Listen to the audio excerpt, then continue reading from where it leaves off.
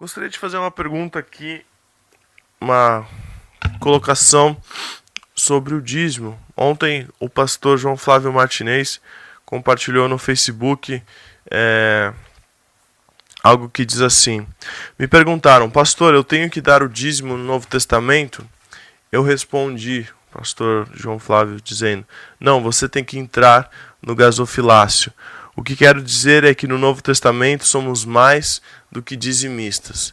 E eu conversando aqui no intervalo disse o quanto fiquei surpreso com a quantidade de pessoas que responderam negativamente, responderam como o dízimo não sendo algo bíblico. E a gente fica muito triste porque a gente vê que muitos pastores, muitas pessoas têm deturpado o ensino verdadeiro do dízimo, o ensino da palavra de Deus. E uma pessoa que me chamou a atenção aqui, que diz: fazem 10 anos que eu não dou o dízimo e Deus ele continua me abençoando tremendamente. Foi onde eu prosperei, pois antes era uma obrigação da minha parte. Pastor, o que o senhor pode dizer a respeito disso? O que a gente... Bom, o Jorge Soron continua prosperando e ele não é dizimista. Não sei se você sabia disso. Jorge Soron, né? O maior investidor mundial, um dos homens mais trilionários do planeta. Ele não é dizimista. A graça comum, ela atinge todas as pessoas. O colega aí que fez esse comentário, independente de qualquer coisa, todas as pessoas são atingidas pela graça comum. Tá? Então, diga-se de passagem. Agora, olha que surpresa, Lucas. O ano que vem vai fazer 30 anos que eu sou convertido. Eu também, nesses 30 anos, estou sendo muito abençoado e eu também não dou o dízimo.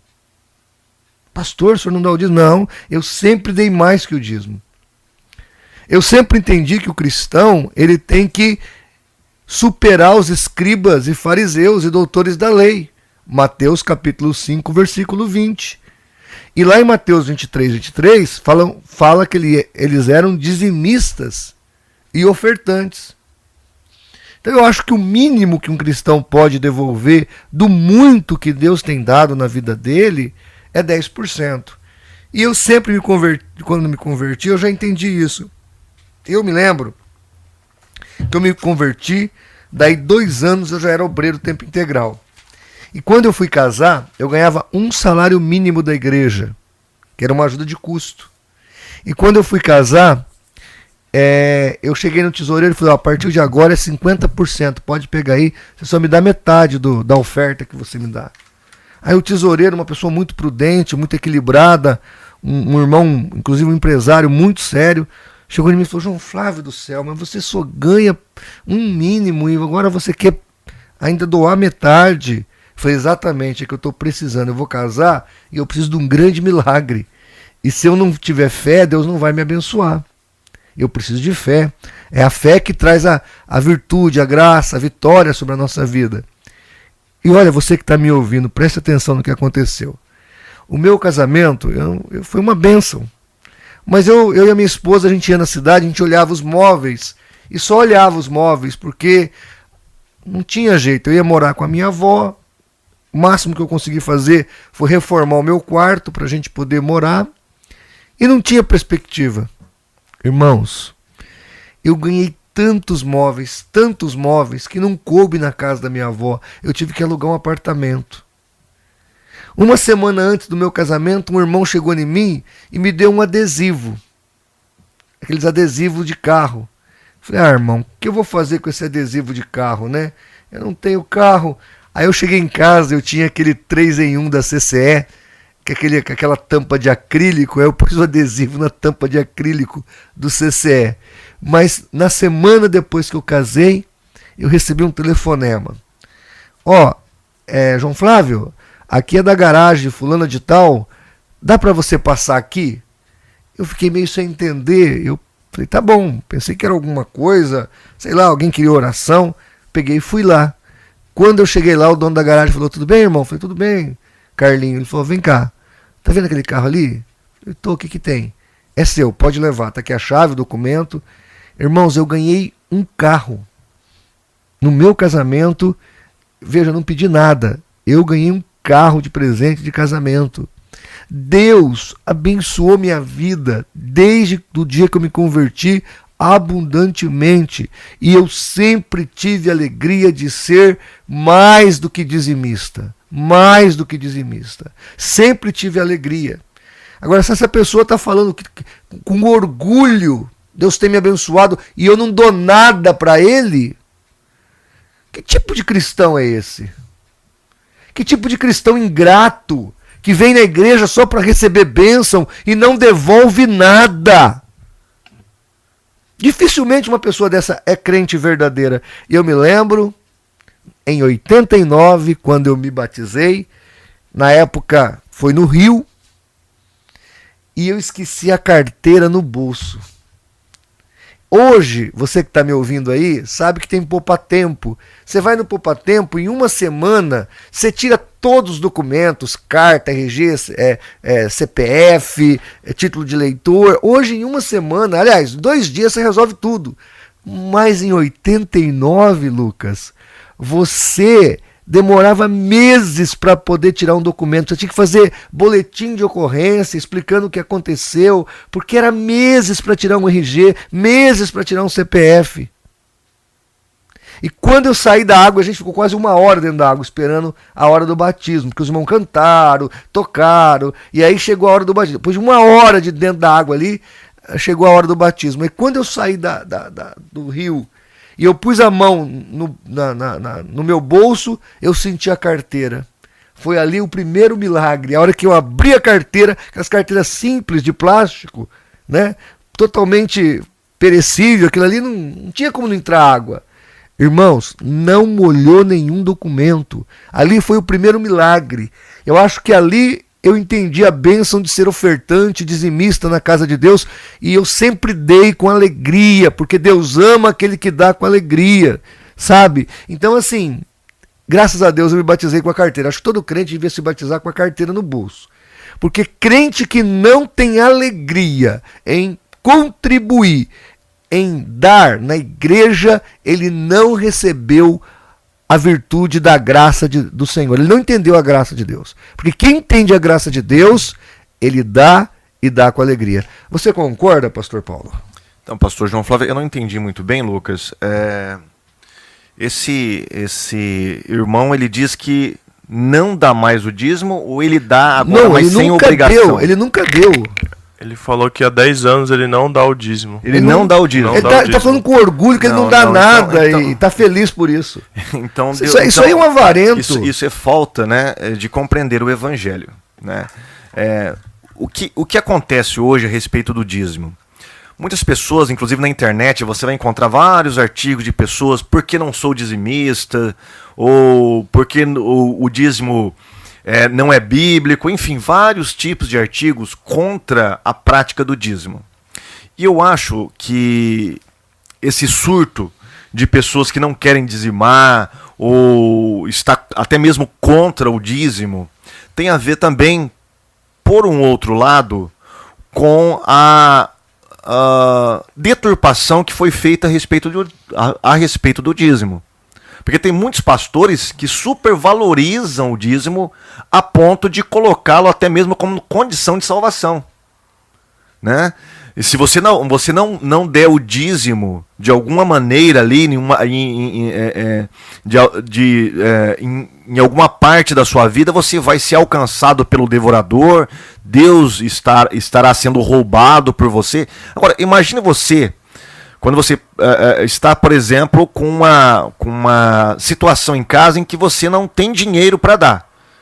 E aí você ouve do pastor que você está roubando a Deus, que o devorador vai entrar com tudo na sua casa, que você é uma pessoa ou um crente de segunda qualidade porque você não dá o dízimo.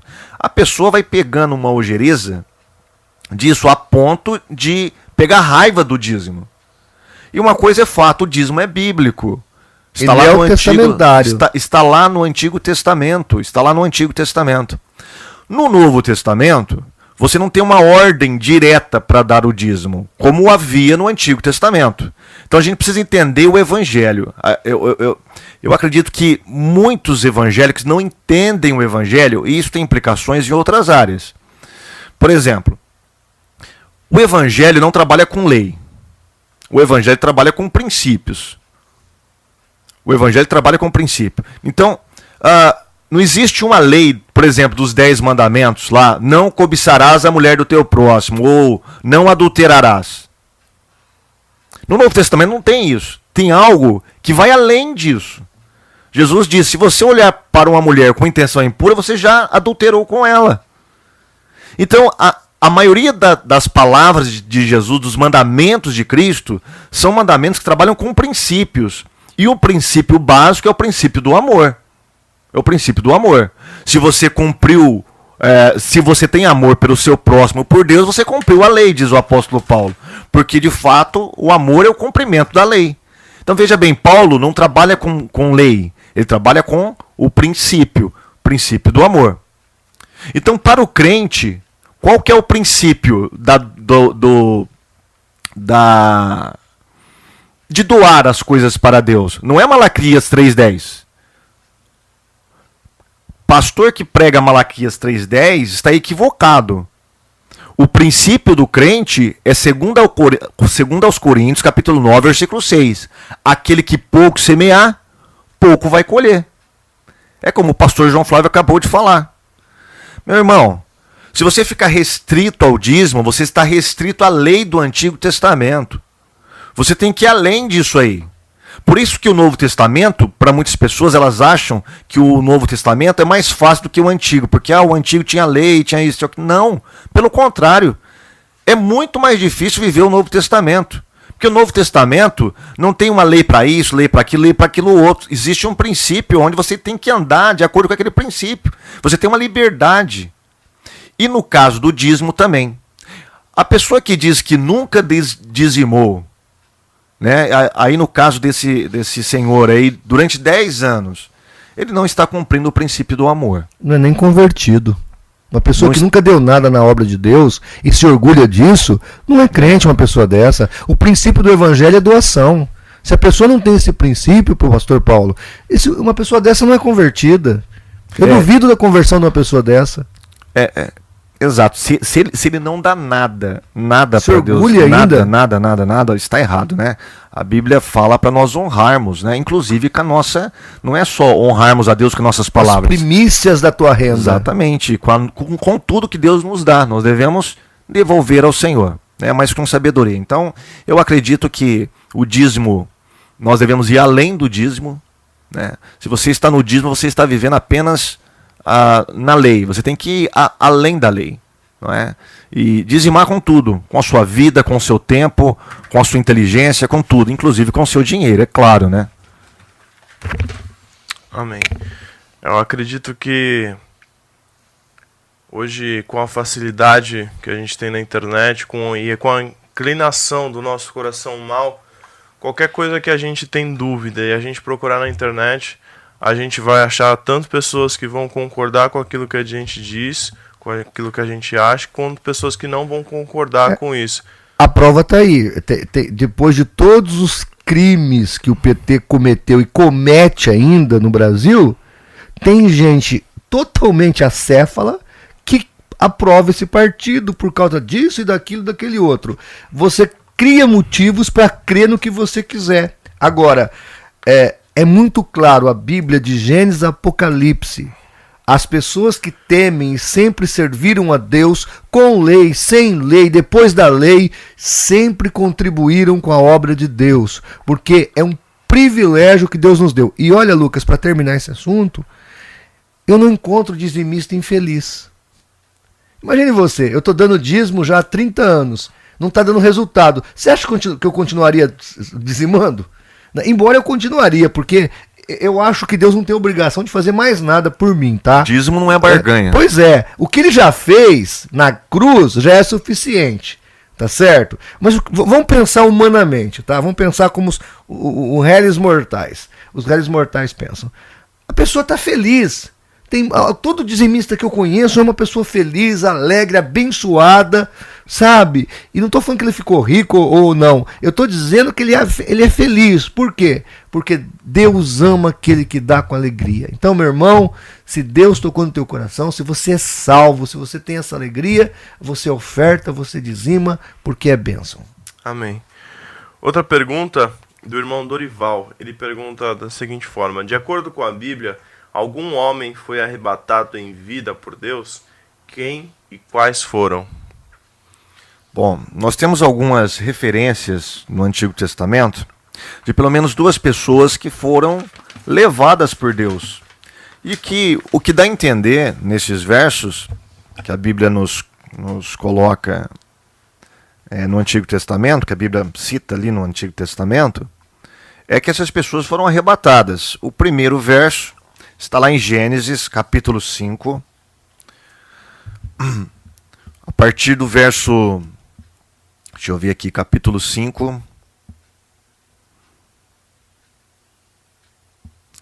verso 24, verso 23, diz assim: e foram todos os dias de Enoque 365 anos, e andou Enoque com Deus, e não se viu mais, porquanto Deus para si o tomou. Tá? A Bíblia não diz que Enoque morreu. A Bíblia não diz, como ela finaliza aqui com outros, né?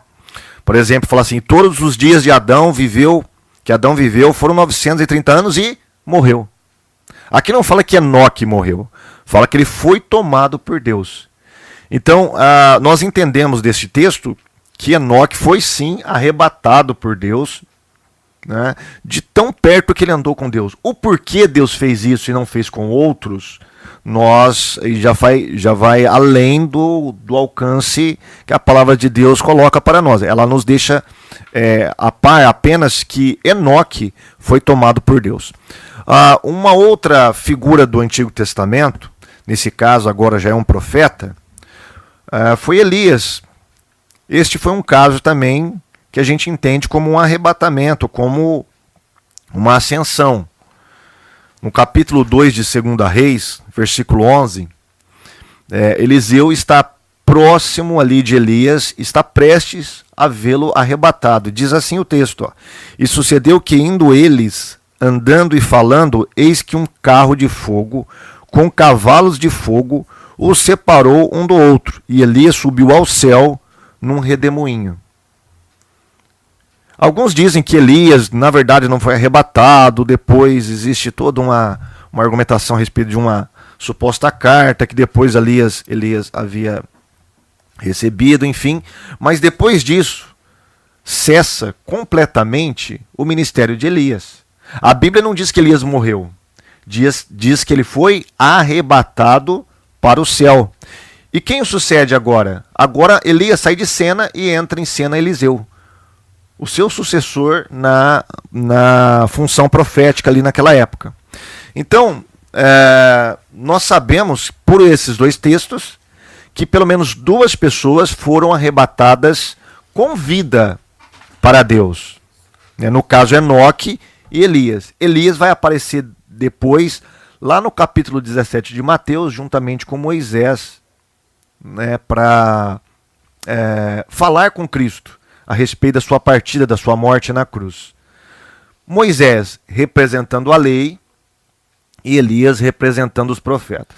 Moisés representando os crentes que morreram em Cristo e Elias representando os crentes que serão arrebatados vivos para Deus. Então eu acredito que pelo menos essas 2 pessoas, a Bíblia mostra aí que elas foram arrebatadas. Só um comentário, é importante frisar. Primeiro que que Elias e Enoque não estão em Júpiter, Saturno, Urano, Netuno, Plutão, como ensinou Ellen G. White. Essa é a primeira questão. Ela encontrou Enoque, né? Em algum Enoque, acho que foi em Plutão, em Júpiter. Mundo aí. É muita pedrada na cabeça. Interessante, a gente que estuda seitas e heresias, a gente começa a juntar o quebra-cabeça, né? As peças do quebra-cabeça. Por exemplo, Joseph Smith, o falso profeta dos mormons, também acreditava em outros mundos. Também. Allan Kardec, a doutrina básica do kardecismo é a vida em outros mundos. Mary Baxter, né? Da ciência cristã também. Então, e o interessante, pastor João Flávio, que eles nasceram juntos ali. Também. É quase na mesma época ali, naquele turbilhão ali, onde nasce aqueles monte de religiões, de seitas norte-americanas, e as práticas e as crenças são praticamente iguais. Não é? E é interessante, né? Enoque estava em Júpiter. Acho que é Júpiter, Saturno. Mas o importante dizer é o seguinte: os adventistas, para fugir do problema de Moisés, porque em Deuteronômio 34:5 fala que Moisés morreu. Moisés está morto. A Bíblia deixa claro que Moisés morreu. E lá em Mateus 17, Moisés aparece. Ali aparece o espírito de Moisés. É o espírito de Moisés. E os adventistas têm aquela capacidade de fazer gracinha, né? Apareceu o fantasminha de Moisés. Ô amigão, a pessoa não, para existir personalidade, não precisa de corporalidade.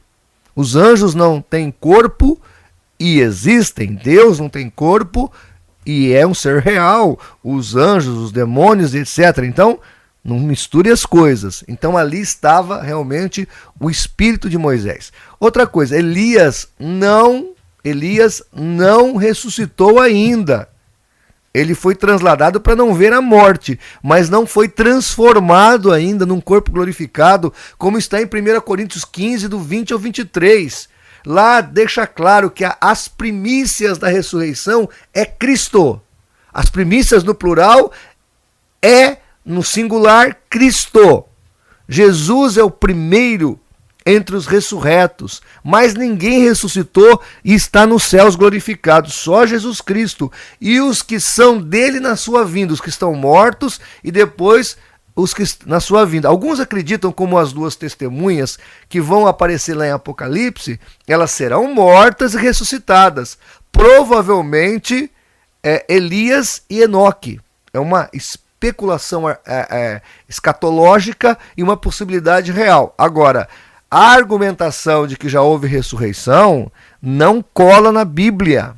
O único ressurreto, em 4 textos a Bíblia fala, não é só em 1 Coríntios não, é em Atos, é em Filipenses e é em Apocalipse. A Bíblia deixa claro que apenas Jesus Cristo ressuscitou e está no céu glorificado.